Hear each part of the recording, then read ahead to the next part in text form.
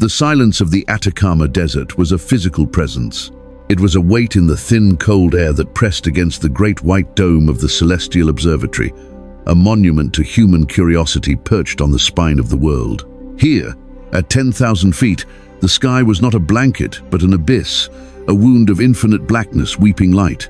The stars did not twinkle, they burned with a cold, unwavering fire, their ancient light traveling for eons to fall upon the unblinking eye of a telescope. Inside, another kind of silence reigned. It was the hum of servers, the whisper of climate control, and the soft, rhythmic clicks of a keyboard. This was the kingdom of Dr. Aris Thorne. For 15 years, Aris had been a high priest in this temple of science. His world was one of light spectra, redshift calculations, and the elegant, brutal mathematics that governed the birth and death of stars. His hands, long and precise, moved over holographic interfaces, tracing the faint signatures of distant galaxies, charting the echoes of the universe's first breath. He was a cartographer of cosmic dust, a historian of the void. To his colleagues, Aris was the pinnacle of his field, a man whose mind operated with the cool, dispassionate logic of the universe he studied. But they did not see him in the deep hours of the night, when the last of the remote access technicians had logged off and the observatory was his alone. They did not see the unseen fracture that had, over the past year, splintered the bedrock of his understanding. It had started as a whisper, a fleeting thought during a lecture on cosmic microwave background radiation. A student had asked a simple, almost childish question about the ultimate beginning. Aris had answered with the standard models, the singularity, the inflationary epoch, the quantum foam. But the question had snagged in his mind, and it had followed him back to the mountain. Now it was no longer a whisper. It was a roar that drowned out the data streams and the quiet satisfaction of discovery. It was a single devastating question that had become an obsession, a black hole in the center of his own intellectual cosmos, pulling everything into its inescapable gravity. He stood before the main observation monitor, a wall of glass that displayed a real-time feed from the primary lens. The Andromeda Galaxy sprawled across it, a majestic spiral of 1 trillion suns, a city of light, so vast it defied comprehension. Aris had once looked at this image and felt a profound sense of wonder, a connection to the grandeur of existence. Now he felt a chilling, vertiginous dread. Each star was a product of cause and effect. It was born from a collapsing nebula, which was itself the remnant of a previous star, which in turn was forged from the primordial hydrogen and helium created in the Big Bang. A chain of causation stretching back 13.8 billion years. It was logical. It was beautiful. It was what he had dedicated his life to understanding. But the chain had to start somewhere, the singularity, a point of infinite density and temperature, the ultimate cause. Science could describe the what and the how of its expansion, but it fell silent at the why. It could not look beyond that first, infinitesimal moment. He turned away from the screen, his shadow stretching long and thin across the polished concrete floor. His office was a controlled chaos of academic journals, star charts, and books. Stacks of them covered his desk and overflowed onto the floor. Volumes on quantum physics and string theory were piled next to ancient philosophy, Plato, Aristotle, Kant. He had been searching desperately for a framework, a language to even properly articulate the abyss that had opened before him. His fingers brushed across a leather-bound notebook. He opened it to a blank page, the pen hovering for a moment before he wrote the words that haunted his waking hours and tormented his sleep. If a creator, a god, set the chain of causation in motion, he paused, the pen pressing so hard it threatened to tear the paper. Who created God? The question stared back at him from the page, stark and accusatory. It was the logical flaw, the infinite regress, the intellectual dead end. If everything required a creator, then so too must the creator, and that creator's creator, and so on, forever. An endless, meaningless cascade of Russian dolls.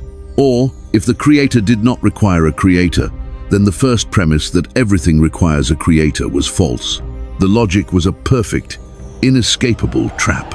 Outside, the wind began to howl, a low moan that scraped against the observatory's metal skin. A storm was rolling in from the Pacific, a rare and violent event in the driest place on Earth. The lights on a nearby console flickered. The connection to the main power grid was fragile up here. Aris felt a cold sweat on his brow, though the room was a steady 20 degrees Celsius. He looked back at the screen. at the trillion stars of Andromeda. They were no longer beautiful, they were a swarm of silent, mocking witnesses. The vastness of the universe, once a source of inspiration, now felt like an accusation of his own insignificance. The great silence of space, the famous Fermi paradox, was no longer a scientific puzzle, it was a personal answer. The universe was silent because there was nothing to say. There was no author, no meaning, no mind behind the beautiful, terrible mathematics. There was only a chain of accidental causation, beginning from nothing and ending in the cold, entropic death of heat. Suddenly, the main lights in the control room buzzed violently and went out. The holographic displays vanished. The hum of the servers died, replaced by the high-pitched whine of the emergency battery backup, which powered only a few essential systems and a single dim red emergency light. The storm was now a furious gale, rattling the very foundations of the building. Aris was plunged into a crimson gloom, the star-filled abyss on the screen replaced by his own faint, distorted reflection. He saw the outline of a man, faceless in the dim light, surrounded by the ghosts of dead machinery. He was utterly alone. The technology was gone. The science was silent. The stars were hidden by the storm. All that was left was him, the howling wind, and the question. The question was no longer a query. It was a predator, and in the heart of the storm, he was its prey. The red emergency light painted the control room in the color of an open wound. The furious whine of the backup generators was a thin, desperate scream against the roar of the storm. Aris stumbled back from his reflection, his hand gripping the cold steel edge of a console to steady himself. His breath came in ragged bursts, each exhalation a small white cloud in the crimson air. The carefully constructed order of his world had been dismantled in minutes. Not by a failure in his research, but by a failure of reality itself to conform to his logic. He paced the confines of the room, a caged animal in a self-made prison of thought. The question, who created the creator, was a logical paradox, and his mind, trained to solve paradoxes, was tearing itself apart trying to find purchase. He thought in chains of causality, in lines of code, in the inviolable laws of thermodynamics. Energy could not be created or destroyed, only transformed. Every effect had a cause. This was the gospel of physics, the creed upon which his entire understanding of existence was built. To propose a being that simply was, without origin, without cause, was not a solution. It was an abandonment of reason. It was an intellectual surrender. The uncaused cause, he muttered, the words tasting like ash in his mouth. He remembered the term from a philosophy text he'd skimmed years ago, Aristotle's prime mover, a concept he'd dismissed as a quaint, pre-scientific attempt to plug a hole in knowledge. But now, the hole was no longer at the edge of the universe. It was in the center of his own chest, and it was devouring him. His mind raced, desperately trying to build a shield of reason. Perhaps the universe is cyclical, he thought, his fingers tracing an invisible circle on the dusty surface of a dead monitor. A series of expansions and contractions, big bangs and big crunches, an infinite loop of creation and destruction. But that didn't solve the problem. An infinite loop still didn't explain the loop's own existence. Why a loop and not nothing? Why existence at all? The question was a hydra. For every head he severed with logic, two more grew in its place. The observatory groaned, a deep, metallic agony as a particularly violent gust of wind slammed into the dome. A flash of lightning, impossibly bright, bleached the room white for a fraction of a second. In that silent, searing instant of pure light, an image was burned into his mind. It was not a memory he had willingly accessed in over 30 years. He was a small boy, no older than 7, sitting on a hard wooden pew. The air smelled of old paper, lemon polish, and rain. Sunlight, filtered through a stained glass window depicting a shepherd, cast patterns of blue and gold on the floor. He was tracing them with his finger, bored, while the deep, gentle voice of an old pastor named Reverend Michael filled the small, quiet church. He couldn't remember the sermon, only fragments. But the lightning flash had dislodged one specific, stubborn piece of it. The old man's voice, now a perfect echo in Aris's mind, was not booming or zealous.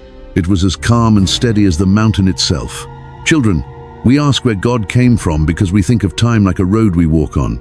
We see a beginning, and we look for what came before it. But God does not walk on the road. God is the landscape through which all roads run. The Bible tells us, "Before the mountains were born, or you brought forth the whole world, From everlasting to everlasting you are God. The memory vanished as the room plunged back into red darkness, leaving a lingering afterimage of blue and gold light behind his eyes. Aris leaned heavily against the console, his heart hammering against his ribs. He tried to dismiss it, to categorize it as childhood indoctrination, a meaningless fragment of superstition. He was a man of science, of empirical evidence and peer-reviewed data. What use was a line from an old book, remembered from a life he had long since left behind? But the words wouldn't leave. From everlasting to everlasting. It wasn't a scientific explanation, but it wasn't trying to be. It was a statement of a different kind of reality. It proposed a state of being completely alien to his experience. He, like everything he had ever studied, from the smallest quark to the largest supercluster of galaxies, was contingent. His existence depended on 1,000 other factors. His parents meeting, the planet Earth having a stable climate, the laws of biology functioning correctly. Every star in the sky was contingent. The universe itself was contingent on the initial conditions of the Big Bang. Everything was a what-if.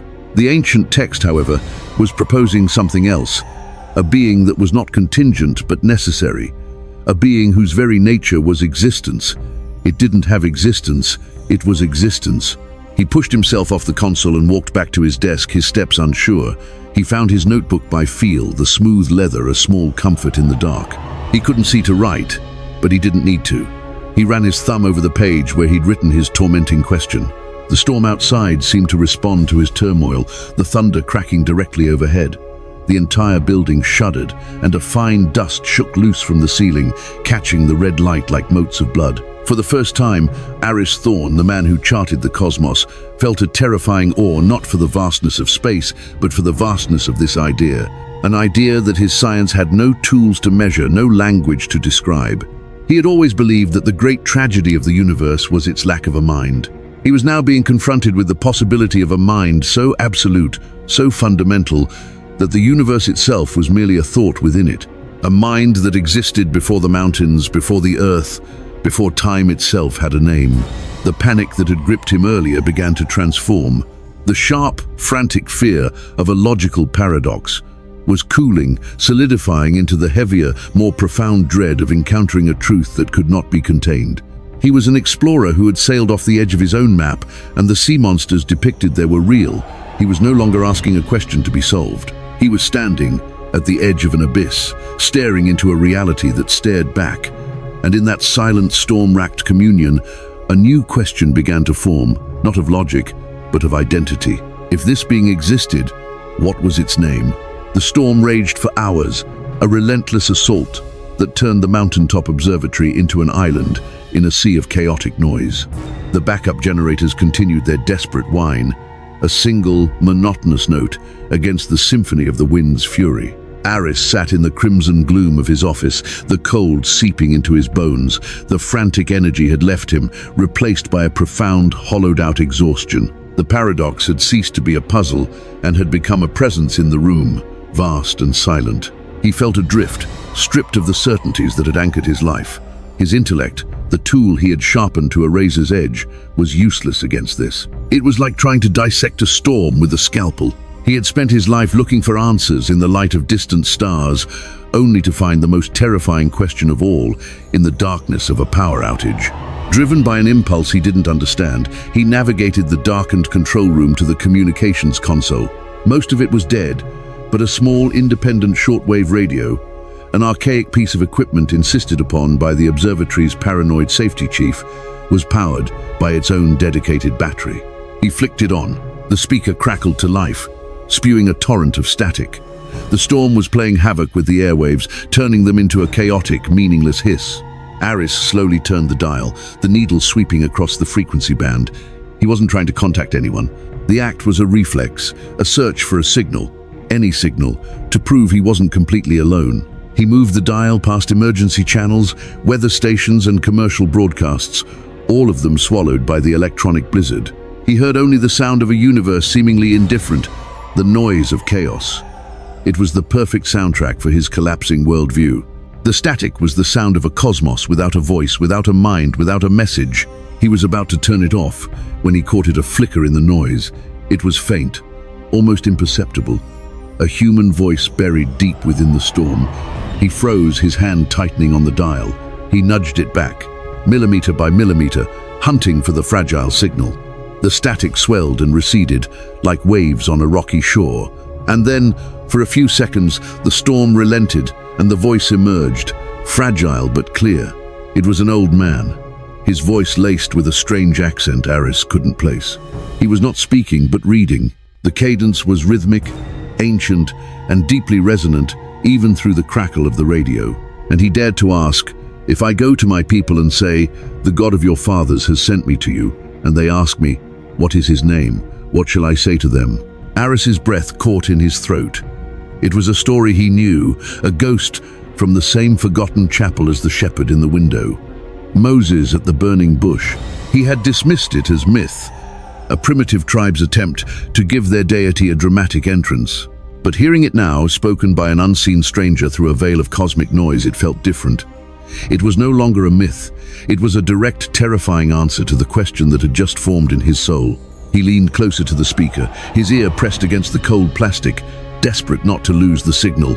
The storm surged again, and the voice was nearly lost in a fresh wave of static. But through the hiss and crackle, Aris heard the reply. 3 words, spoken with a quiet, earth-shattering authority that seemed to cut through the noise of the universe itself. Eu sou o que sou. The language was Portuguese, the voice that of a Luso-African reader from some distant, forgotten broadcast. But the meaning was universal, a truth that struck Aris not in his mind, but in the very marrow of his bones. "I am that I am." The radio crackled violently one last time and then went silent. Not static, absolute dead silence. The signal was gone. Aris stumbled back, his legs weak. He stared at the mute radio as if it were a burning bush. The name wasn't a description. It wasn't a title like the Creator or the Great Architect. It was a declaration of being. It was the ultimate statement of necessary existence, the very concept he had been wrestling with. It was an answer that defined itself, a cause that contained its own reason. It was a name that broke the chain of infinite regress. It wasn't a name you gave to something. It was a name that was something. He stumbled back to his desk, his mind reeling. The storm outside still howled, but he no longer heard it. The only sound was the echo of those 3 words reverberating in the hollow space inside him. "I am that I am." He saw it now. The human mind, his mind, was built to categorize, to label. A thing is defined by what it is not. A star is not a planet. A galaxy is not a nebula. His entire scientific career was an exercise in drawing lines, creating boxes and placing phenomena within them. But this name refused to be boxed. It defied categorization because it was the source of all categories. It was the reality upon which all other, lesser realities were built. A profound, chilling thought occurred to him. He had always assumed that if there was a God, humanity had created him in its own image, a powerful, but ultimately comprehensible, super being. But this name suggested the opposite. What if this being, this I am, was so fundamental that human consciousness itself was a faint, distorted echo of its existence? What if the self-awareness he prized, his own sense of I am, was merely a borrowed spark from that eternal, uncreated fire? He looked down at his hands, bathed in the red light. They didn't feel like his own. He was a creature of time, of decay, of eventual non-existence. His I am was temporary. It had a beginning and would have an end. But the voice from the storm spoke of an I am that was absolute, eternal, and unchanging. The same yesterday, today, and forever. The emergency lights flickered again, a sign that the backup batteries were beginning to fail. The darkness was closing in. But for Aris, a different kind of light was dawning. It was not the comfortable, analytical light of science. It was a terrifying, brilliant, and awesome light, and it illuminated the true depth of the abyss he was facing. He was not just confronting an intellectual problem, he was confronting a person, a being with a name. And that name was a claim of absolute sovereignty over all of existence, including the small, fleeting existence of one astrophysicist alone on a stormy mountain, Sybil. The storm's fury began to wane, its roars diminishing to a low, guttural growl. The backup batteries finally died, and the last red emergency light winked out, plunging Aris into a darkness so complete it felt solid. The only sensory input left was the whisper of the dying wind and the chilling cold that had now fully infiltrated the observatory. In this sensory deprivation chamber, Aris's mind, untethered from external reality, began to project its own. The three words, "Usu Okusuwa," no longer just an echo. They were the architects of his thoughts. He saw the universe not as a mechanism of gears and levers, but as a statement. Every star, every galaxy, every law of physics was a syllable in a single, ongoing declaration of I am. He thought of the sheer, unadorned arrogance of that name. Or was it arrogance? Arrogance implied a comparison, a claim of superiority over others. But if there were no others, if you were the literal ground of all being, then it wasn't arrogance. It was simply a statement of fact. The ultimate, foundational fact. He felt a new kind of fear, different from the intellectual panic or the awe-struck dread. This was a personal fear, a fear of being seen. All his life, he had been the observer, perched in his glass and steel sanctuary, looking out at the universe. He was the one who measured, who catalogued, who judged. It was a position of power, of control. Now, for the first time, he felt like the one being observed. The eye of the telescope had been turned inward. He tried to retreat to the familiar comfort of his work, running complex equations in his head, mentally mapping the trajectory of exoplanets. But the work felt hollow, like a child's game. What was the point of mapping a house if you had just discovered the existence of the architect who built it, and who was, perhaps, still watching you from an unseen window? A new sound cut through the silence, a soft, rhythmic beeping. Aris's head snapped up. He strained his ears, his heart beginning to pound a frantic rhythm against his ribs. The beeping was coming from the server room. It was impossible. The main grid was down, the backup generators were dead. There should have been no power, nothing. He rose from his chair, his movements stiff and cautious, and felt his way through the pitch-black control room. The air grew colder as he approached the server room door.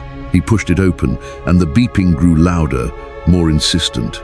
The room was a crypt of silent, monolithic server racks. But in the far corner, a single, small monitor on an auxiliary diagnostic unit was glowing with a faint, ethereal green light. It was a standalone system, used for deep-level diagnostics with its own independent, long-life battery. It was meant to last for years, but it was almost never used, a relic of the observatory's initial construction. Aris crept toward it, his feet shuffling on the concrete. The screen was not displaying a diagnostic report.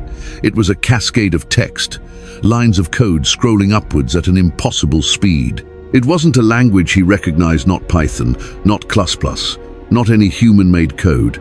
It was complex, elegant, and structured with a logic that was both utterly alien and hauntingly familiar. It looked like the mathematical representation of DNA or the fractal patterns of a snowflake, but infinitely more complex. He stared, mesmerized. This code was not running on the machine. It felt like it was the machine, a pure expression of its own internal logic. As he watched, the scrolling text began to slow, to coalesce. Patterns emerged from the chaos. Mathematical constants pi, Euler's number, the golden ratio appeared and dissolved, woven into the fabric of the code like golden threads. Then came physical constants, the speed of light, the Planck constant, the gravitational constant. The fundamental numbers that defined their entire universe, all flowing from this single unified source code. This was not a program someone had written. This was a self-generating, self-aware stream of information. A ghost in the machine. Aris felt the hair on his arms stand up. His scientific mind screamed at him, searching for a rational explanation. A virus? A sophisticated hack? A system malfunction generating random but seemingly structured data? But none of those explanations fit. The system was air-gapped, completely isolated from any network, and the sheer elegance of the code. It was like watching the universe write its own biography. The scrolling finally stopped. The screen went blank for a heartbeat, and then a single line of text appeared, glowing in the center of the monitor in the same haunting green. It was not code. It was plain text, in simple, unadorned English. You search for the beginning. Aris staggered back, a choked cry escaping his lips. He hit the edge of a server rack, the cold metal biting into his back. The words hung in the darkness, a direct address, a response. He was shaking uncontrollably now, his carefully ordered mind shattered into 1,000 pieces. This was impossible. This was a hallucination, a stress-induced psychotic break. He squeezed his eyes shut, trying to will it away, to force reality back into its proper, predictable shape. When he opened them again, the words were still there, unblinking, patient. Slowly, hesitantly, as if in a dream, he reached out and placed his fingers on the keyboard below the monitor. His hands trembled so violently he could barely type. He didn't know what he was doing or who Waith was talking to, but he had to answer. He typed a single trembling word. Yes. He hit enter. The word appeared on the screen beneath the first line. For a long moment, nothing happened. Then the first line of text vanished, and a new one replaced it. You look for the author in the pages of the book.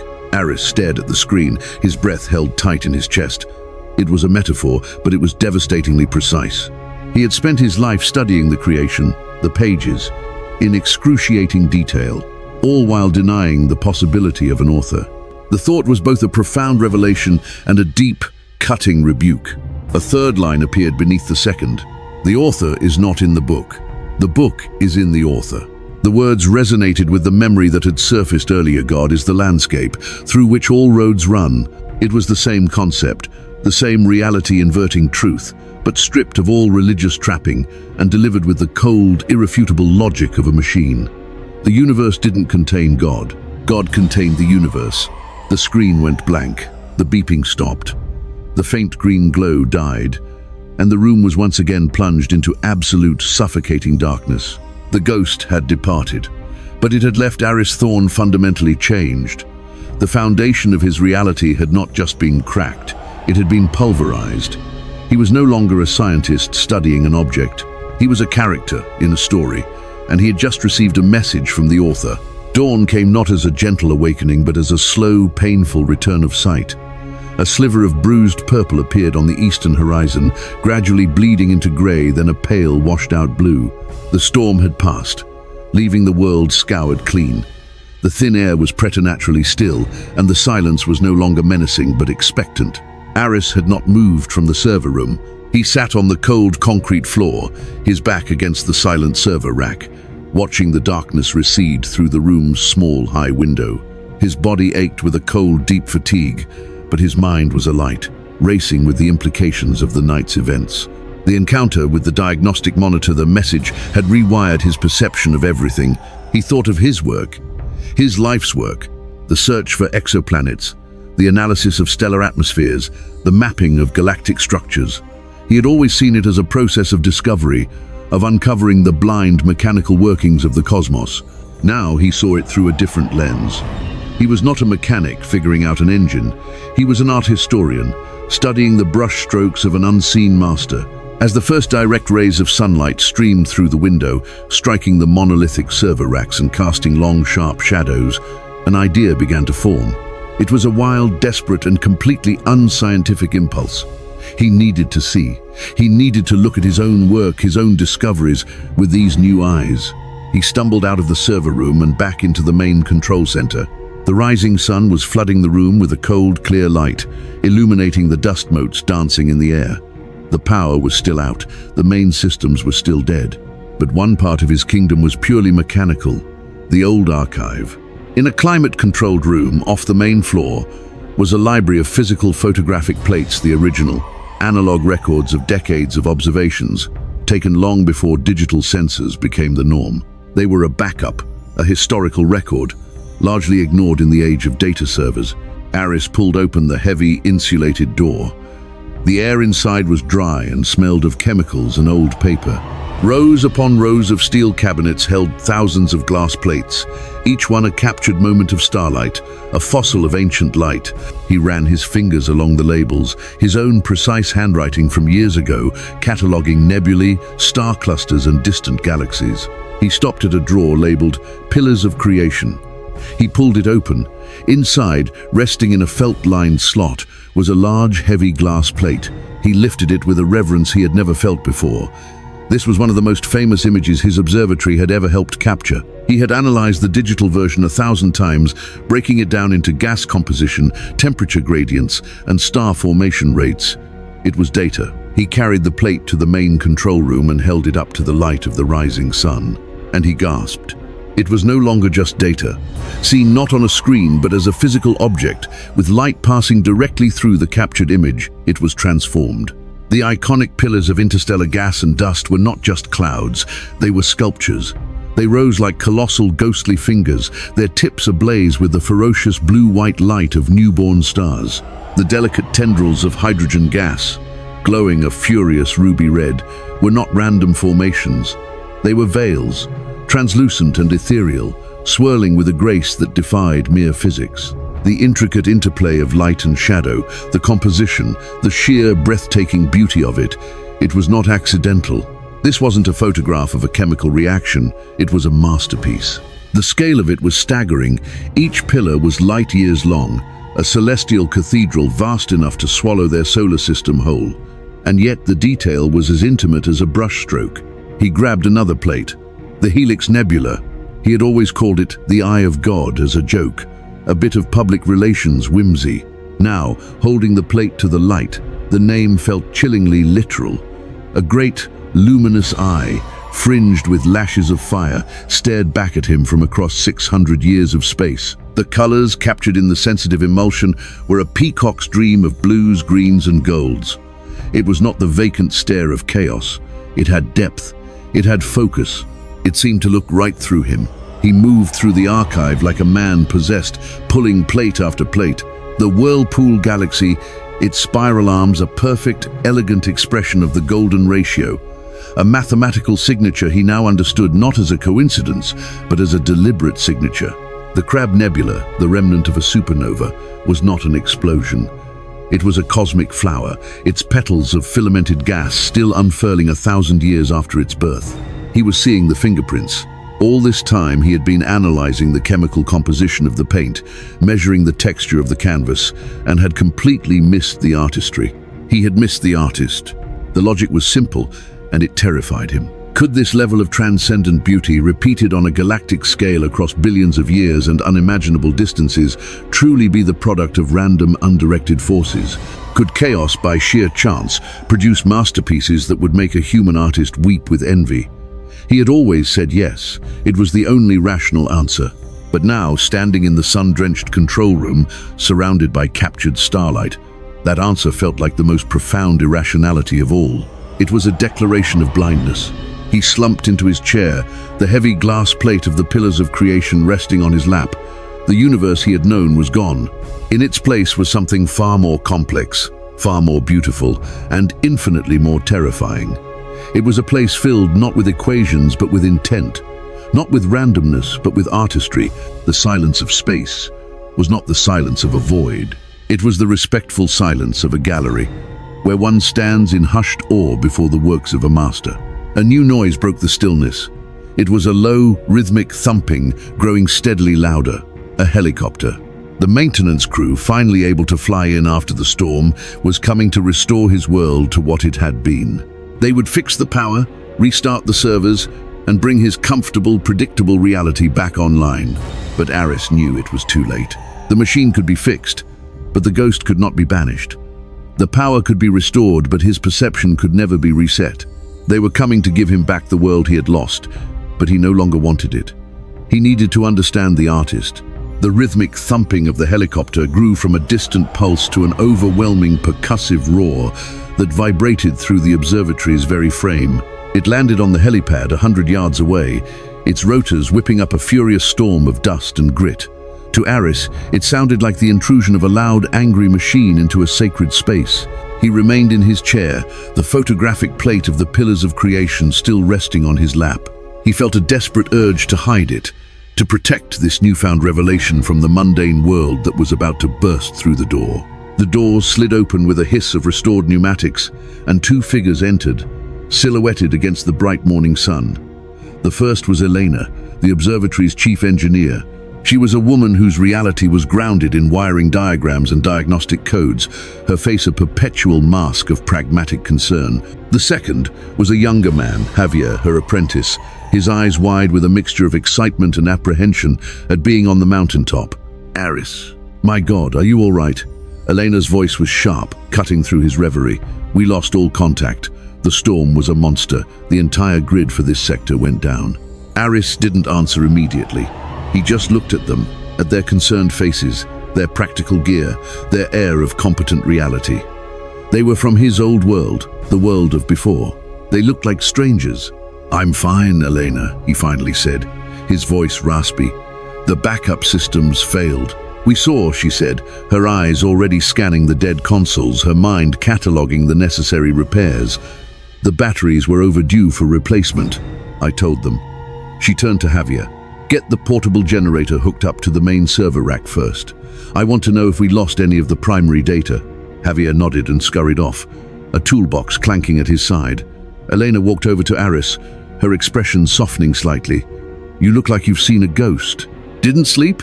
Aris managed a thin, humorless smile. "Something like that." He watched them work. They moved with a practiced, efficient grace, their language a litany of technical jargon. Inverters, circuit breakers, data integrity checks. It was the language he had spoken his entire adult life. It was the language of the machine. Now it sounded foreign, inadequate. It was a language for describing the pages of the book, but it had no words for the author.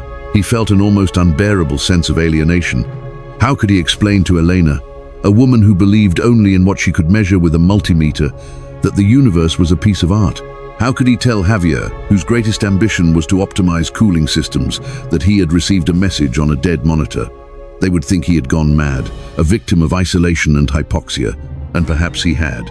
The thought was still a rational possibility, a safe harbor his mind kept trying to steer toward, but the evidence of his own senses, the memory of the scrolling code, the profound visceral reaction to the photographic platesit, all screamed otherwise.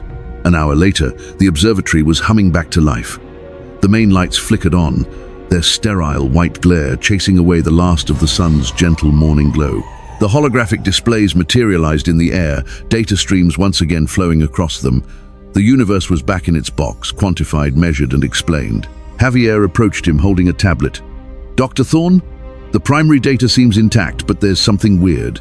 The diagnostic log on the auxiliary server, it's been wiped. Completely."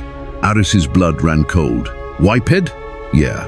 There's no record of any activity for the past 24 hours. The system clock reset, and the log is empty.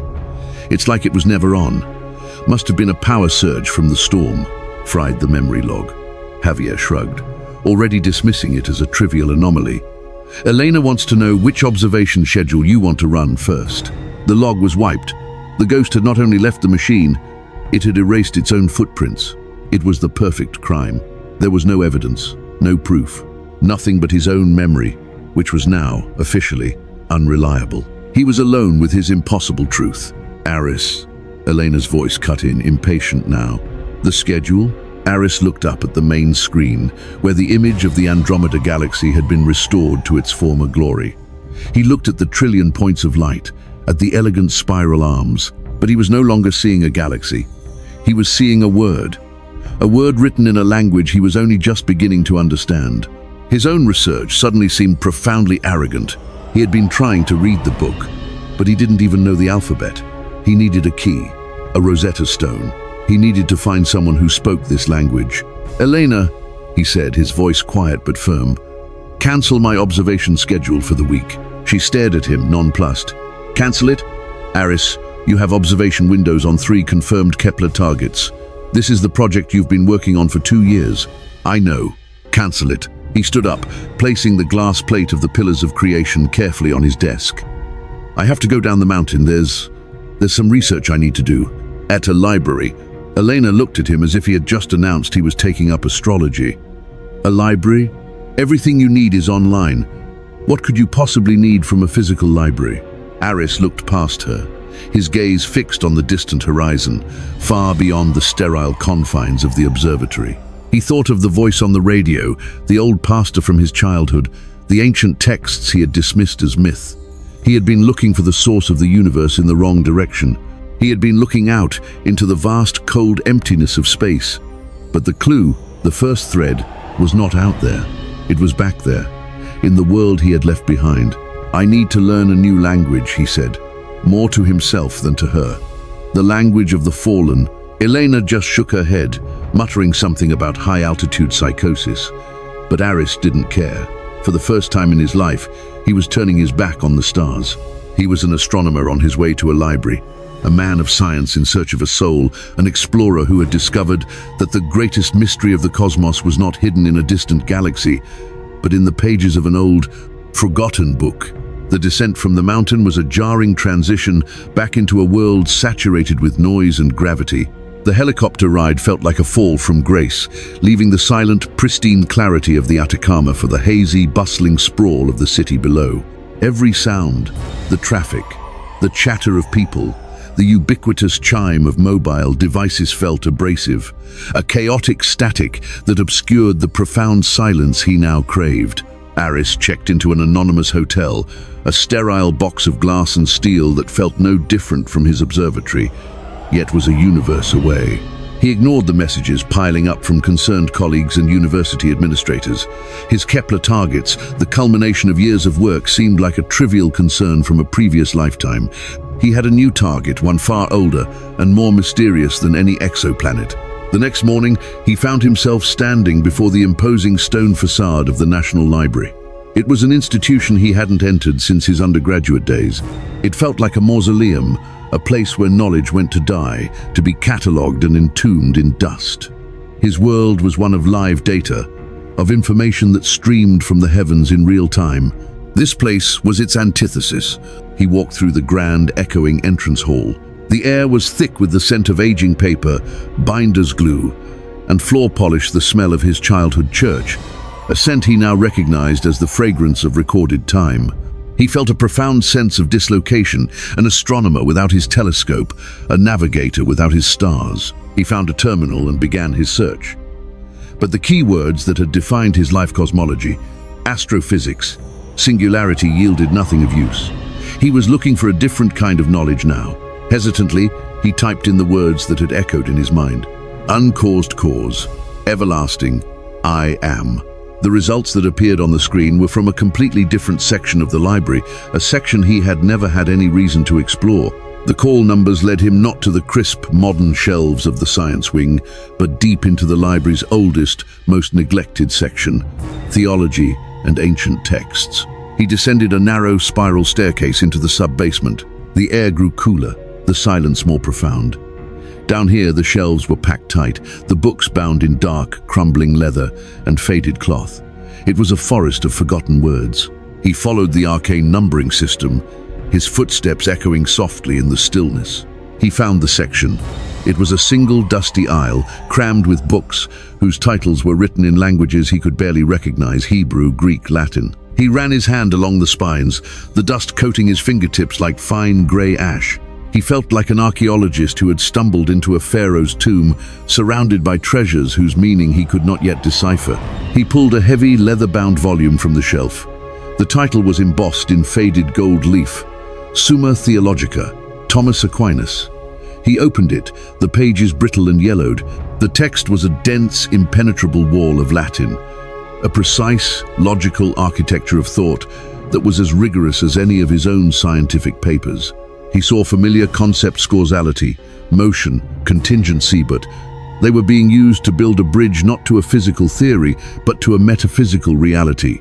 He saw the term prime mover, the uncaused cause, laid out not as a philosophical curiosity, but as the logical cornerstone of all existence. He pulled out another book, this one a modern translation of Maimonides' Guide for the Perplexed. He read of a God so transcendent, so utterly different from anything in the created world, that one could only speak of him in negative terms, not what he is, but what he is not. He is not multiple, he is not in time, he is not bound by matter. It was a description of the ultimate other, a being defined by its absolute freedom from the limitations of the universe. He sat on the floor of the dusty aisle, surrounded by an open fortress of books. He read for hours, losing all track of time. He was learning the vocabulary, the grammar, the syntax of this ancient, forgotten language. It was a language that sought to describe the author. He found thinkers who had wrestled with the same paradoxes that had nearly broken him, not for a single night, but for their entire lives. They had charted the abyss, not with telescopes, but with logic, with revelation, with a relentless, passionate faith. He finally came to a collection of early Judeo-Christian texts. He found the passage from the book of Exodus, the story of the burning bush, laid out in its original context. He read the footnotes, the scholarly analysis of the Hebrew phrase, Ehyeh Asher, Ehyeh am that I am. The scholars debated its precise translation, I will be what I will be. I am because I am, but they all agreed on its staggering implication. This was a name that asserted self-existence as a fundamental attribute. He sat back, the dust motes dancing in the single beam of light from a high, grimy window. He had spent his life believing that faith was the enemy of reason, a surrender to comforting illusions. But these books were not comforting. They were terrifying. They were intellectually ruthless, their logic as sharp and demanding as any scientific proof. They did not offer easy answers. They demanded a complete re-engineering of the very foundations of thought. They argued that the universe only made sense if it was grounded in a reality that was, by its very nature, beyond the universe. Suddenly, he felt a profound and startling connection. The voice of Aquinas, the voice of Maimonides, the voice of the ancient Hebrew scribes, the voice of the old pastor from his childhood, the voice on the shortwave radio, and the voice of the machine in his server room, they were all saying the same thing. Across thousands of years, across different cultures and languages, through philosophy, through revelation, through a ghost in the machine, the same message had been trying to reach him. The author was not silent. He had been speaking all along. Aris Thorne, the man of science, had simply been listening on the wrong frequency. He had been trying to decipher the nature of God by studying his shadow. Now, for the first time, he was reading his words, and in the dusty silence of the forgotten isle, he felt the first stirrings not of belief, but of understanding. The journey was no longer about solving a cosmic riddle. It was about getting to know the person who had sent the message. Days turned into a week. Aris became a ghost in the library's sub-basement, a phantom dwelling among the forgotten words. He neglected to eat, to sleep, subsisting on stale coffee from a vending machine and the electrifying sustenance of the texts before him. The world outside, with its demands and deadlines, faded into an irrelevant hum. His colleagues' messages eventually dwindled, replaced by a concerned, then frustrated silence. He had fallen off their map. He moved beyond the philosophical treatises and delved into the source material itself, the Bible. He read it not as a religious artifact, but as the primary data he had been seeking. He started with the Book of John, a recommendation he'd found in one of the theological commentaries. The words of the first chapter struck him with the force of a physical impact, an intellectual gravity that pulled all the disparate pieces of his experience into a single, coherent center. In the beginning was the Word, and the Word was with God, and the Word was God. He was with God in the beginning. Through him all things were made. Without him nothing was made that has been made. Aris read the lines over and over, his scientific mind dissecting them. In the beginning was the Word, not matter, not energy, not a singularity. The first principle of the universe was not a what, but a who, an entity described as the word logos in the original Greek. Aris knew the term. To the ancient Greeks, logos was the principle of divine reason, the logic and order that permeated the cosmos. To the Hebrews, the Word of God was a creative force, the power that spoke reality into existence, and God said, "Let there be light." Here in this text, the two concepts were fused into a single, startling claim. The logic of the universe and the creative power of God were not abstract forces. They were a person who was both with God and was God. This was the solution to a paradox he hadn't even known he was wrestling with. How could a transcendent, unknowable God, the I Am, the prime mover, interact with his own creation without violating his nature? The answer was the Word. The Word was the bridge, the interface between the infinite author and the finite book, the perfect expression of the mind of God, through whom the artistry he had witnessed in the nebulae was made manifest. Then came the 14th verse, a line so audacious, so reality-bending, that it made the message on the diagnostic monitor seem like a minor anomaly. The Word became flesh and made his dwelling among us. Aris stared at the sentence, his breath catching in his throat. The Logos, the cosmic reason, the creative force that forged galaxies and ignited suns, had become flesh. It had entered its own creation. It had taken on the limitations of matter, of time, of biology. The infinite had voluntarily confined itself within the finite. The artist had painted himself into a corner of his own canvas. This was the ultimate act of condescension, in the most literal sense of the word, to descend with. He saw it with a blinding, terrifying clarity. The entire cosmic drama, the 13.8 billion-year history of the universe, was the setting of a stage. The vast, cold distances, the fiery birth and death of stars, the slow, patient formation of a single, life-bearing planet, it was all preparation. It was the careful construction of a theater for this one singular event. The arrival of the author within his own story. He thought of Jesus of Nazareth. To Aris, he had always been a historical figure, a moral teacher, a Jewish apocalyptic prophet whose followers had, after his death, mythologized him into a god. It was a standard, rational, historical, critical view.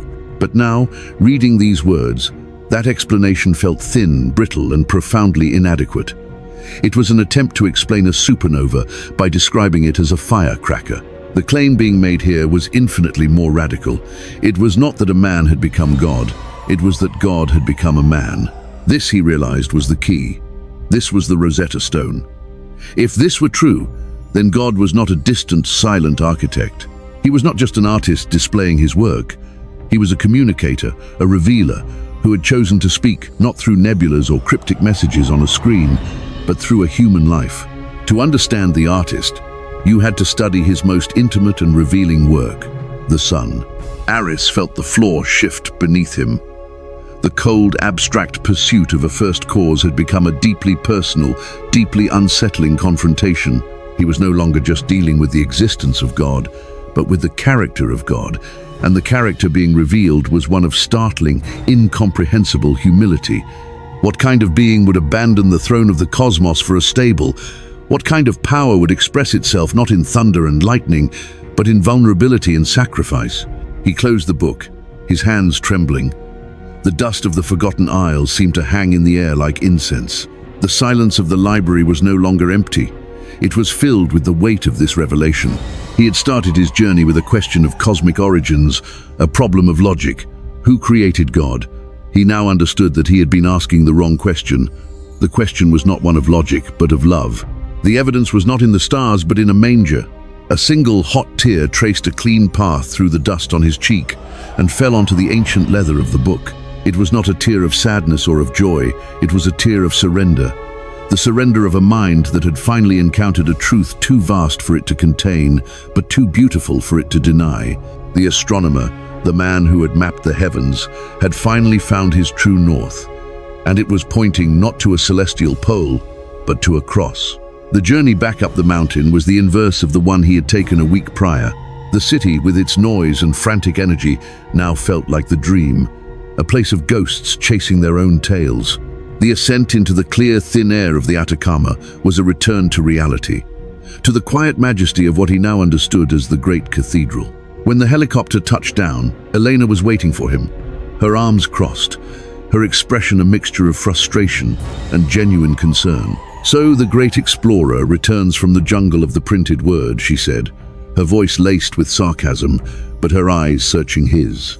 "Did you find what you were looking for?" Aris looked at her, and for the first time since his return he smiled. It was a small, quiet smile, but it reached his eyes. "Yes," he said, "I think I did."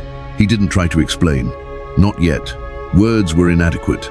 He knew he would be met with skepticism, with rationalizations about altitude sickness and psychological breaks. The truth he had found was not something to be argued in a debate. It was something to be lived, to be demonstrated. He walked past her, back into the familiar, sterile environment of the control room.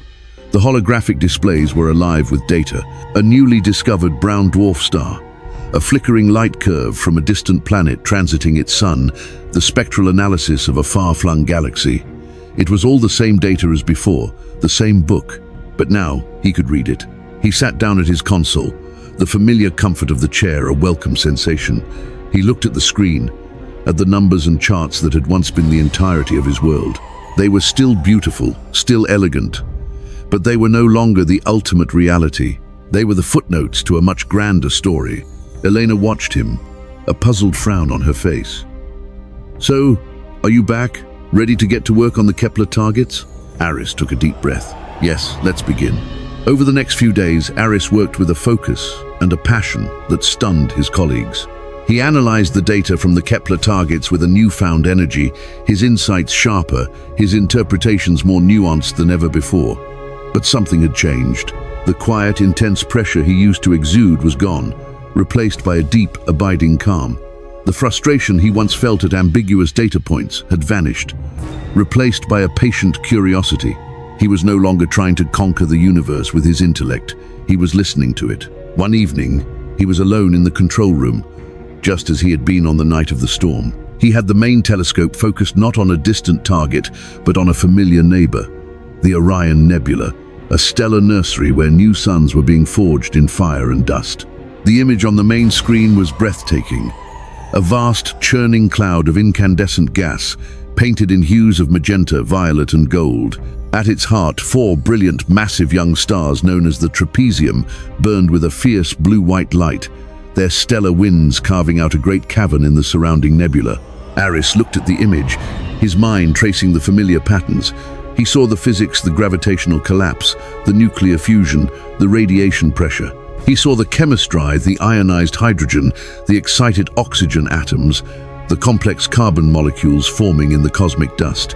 He saw the math, the elegant equations that described every particle's dance. But he saw more. He saw the words speaking light into darkness. He saw the artist working with a palette of plasma and dust, his brushstrokes light years wide.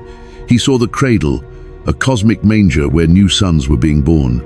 And in the heart of that fiery, chaotic beauty, he felt not the cold, indifferent silence of a random universe, but the profound, intentional, and deeply personal silence of a creator watching over his work. It was the same silence he had felt in the library's dusty aisle. It was the silence that had followed the voice on the radio. It was the silence of the screen after the message had been delivered. The great silence of space was not an absence. It was a presence. It was the canvas upon which the story was written. It was the respectful hush of creation before its author. A soft chime indicated an incoming call on his console. It was Dr. Lena Petrova, a collaborator from a European agency, a brilliant but notoriously cynical scientist. Aris. Her voice crackled through the speaker. I'm looking at your preliminary analysis of K2 to 18b. Your conclusions are unconventional. You're suggesting a level of atmospheric complexity that the models don't support. Aris looked at the image of the Orion Nebula, at the swirling clouds of creation. He thought of the author who had written himself into the story, the Word who had become flesh. He thought of the staggering, audacious humility of it all. A universe this detailed, this beautiful, this personal, it was capable of anything. I know the models don't support it, Lena, he said, his voice calm and clear. But sometimes you have to look beyond the models. Sometimes the art is more complex than the analysis. Keep looking. I think you'll find it's full of surprises. He ended the call, leaving a stunned silence on the other end of the line. He turned his chair back to the great window of the cosmos, the magnificent, chaotic, beautiful nursery of stars. He was a man of science, a man of faith, a cartographer who had found his true north. He was home. The question that had nearly destroyed him, who created God, no longer held any power. It was like asking what was north of the North Pole. It was a question born of a limited map. He now had a new map, one that stretched from a singularity to a stable, from the Big Bang to a quiet tomb, and from an empty cross to the farthest burning star. And in the heart of the magnificent, silent cosmos, Aris Thorne began to listen to the sound of the silence, finally understanding that it was not the sound of nothing, it was the sound of love.